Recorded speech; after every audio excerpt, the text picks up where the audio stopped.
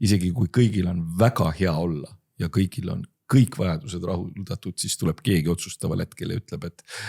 suhteline vaesus. Absoluutset vaesust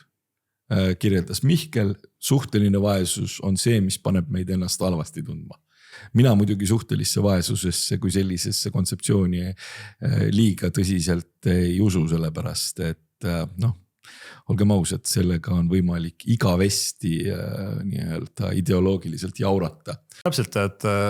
Šveitsis ja Luksemburgis on ka suur hulk inimesi suhtelises vaesuses ja kas me peaksime siis aktiivselt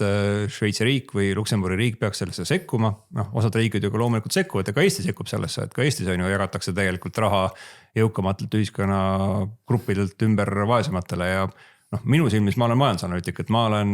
sisuliselt, see on tegelikult inimeste valik, on ju, selle ühiskonna valik, et kui palju siis kellel ümber jagatakse, seda võib alati teha, aga see ei tähenda, et meil kaob suhteline vaesus kuidagi